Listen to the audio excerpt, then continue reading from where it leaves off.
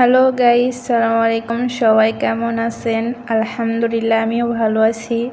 তো আজকে বিকালে আমি বাহিরে গেছি ঘুরতে। তখন দেখলাম তন্দ্র রুটি সবাই নিয়ে যাচ্ছে। চট্টগ্রামের বিখ্যাত খাবার তন্দ্র রুটি। সকাল বিকাল সবাই এটা খায়। চট্টগ্রামের মানুষ সকালে তন্দ্র রুটি দিয়ে নাস্তা করে। তো যাই হোক, বিকালে আমি দেখলাম তো নিয়ে আসে, বিকালে আমিও নাস্তা করলাম। তো ভাবলাম আপনাদের সাথে কিছু ভিডিওটা শেয়ার করি, তো তাই শেয়ার করে দিলাম। ওখান থেকে আমি গেছি বাজারে। তো বাজারে যাই দেখতেছি সামুদ্রিক মাছ, নারিকেল মাছ। তো মাছটা আমি নিয়ে আসলাম। এই মাছটা খেতে কিন্তু অনেক মজা আছে। তো মাছটা আমি কেটে কুটে নিলাম। আমি জানি না এই মাছ কে কে খাইছে কে কে খায়নি। তো যারা খাইছে এই মাছটা তারা অবশ্যই জানে এই মাছের স্বাদ কী। আর যারা এই মাছটা খায় নাই অবশ্যই বাসায় নিয়ে এসে খাইয়ে দেখবেন কতটা পরিমাণে স্বাদ আছে। তো দেখতেই পাচ্ছেন মাছটা আমি ভালো করে মাখাচাকা করে নিয়েছি সব কিছু দিয়ে। তারপরে কড়াইয়ে তেল দিলাম, তেলটা একটু হালকা গরম হয়েছে তখন আমি মাছটা দিলাম। যেহেতু এটা বরফের মাছ, তো এই জন্যে আমি মাছটা ভালো করে ভাজে নিচ্ছি। তো আপনারা দেখতেই পাচ্ছেন আমার মাছটা এক পিঠ ভাজা হয়ে গেছে, অপর পিঠ ভাজতেছি। তো আমার মাছ ভাজা শেষ, আমি মাছটা উঠিয়ে নিয়েছি। পরে একটা কড়াই বসাইছি, কড়াইয়ে তেল দিলাম। তো এখন এখানে কেটে রাখা পেঁয়াজ কুচি দিলাম। পেঁয়াজটা একটু নেড়ে চেড়ে দেখেন, পেঁয়াজটা যখন বাদামি কালার আসবে তখন আমি এখানে কুটিয়ে রাখা কাঁচা মরিচ দিলাম।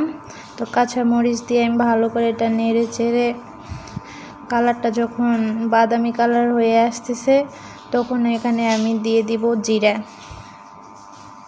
তো দেখেন আমি এখানে জিরা দিলাম। জিরা দেওয়ার পরে এটা এখানে পানি দিব। তো এখানে আমি পানি অ্যাড করে দিলাম। পানি দেওয়ার পরে এখানে আমি স্বাদ মতো লবণ দিলাম, 2 চামচ গুঁড়া মরিচ দিলাম। যাই যেরকম ঝাল খান তাই সেরকম দিবেন। তারপরে দিয়ে দিলাম হলুদ। তো দিয়ে দিলাম ধনিয়া গুঁড়া, রসুন বাটা, আদা বাটা।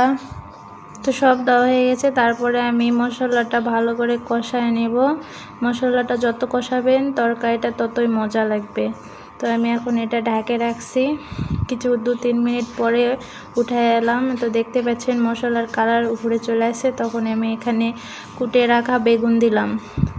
বেগুন দেওয়ার পরে আমি এখানে কুটে রাখা আলু দিলাম, আলুটা অ্যাড করলাম। তখন দুটা মিক্স করব। তো দেখেন মশলার কালারটা অনেক সুন্দর আছে। দুটা নাড়ে চাড়ে এক করে ঢাকে রাখছি, পানিটা শুকিয়ে গেছে। তো আমি এই সবজিগুলো ভালো করে কষায় নিচ্ছি। মশলাটা যত কষাবেন তত স্বাদ আসে তরকারির। তো আপনারা দেখতে পাচ্ছেন পানি শুকিয়ে গেছে। আমি আবার একটু পরিমাণ মতো পানি দিয়ে কষায় নেব। মশলাটা আমি 2 বার করে কষায় নিচ্ছি। তো আমি এটা পানি দিয়ে একটু নাড়ে চাড়ে কষাচ্ছি। এখানে আমি সবজিগুলো 2 বার করে কষাচ্ছি, কারণ আলুটা যেন ভালো করে সিদ্ধ হয় আর বেগুনটা ভেঙে যাবে, তাহলে তরকারির ঝোলটা অনেক গাঢ় হবে, খেতেও অনেক মজা লাগবে। তো দেখতে পাচ্ছেন আমার তরকারির পানিটা শুকিয়ে গেছে। আমি এখন ভালো করে নাড়াচাড়া করে এখানে আমি পরিমাণ মতো ঝোল দিয়ে দিলাম। তো ঝোল দেওয়ার পরে টমেটো দিয়ে দিলাম। তো টমেটো দেওয়ার পরে 2-3 মিনিট ঢাকনা দিয়ে ঢাকে রাখার পরে ঢাকনা উঠিয়ে বলক উঠে গেছে। আমি এখানে মাছটা অ্যাড করে দিলাম। তো আসসালামু আলাইকুম, সবাই ভালো থাকবেন, আমার চ্যানেলটাকে ফলো করে দিবেন। ধন্যবাদ।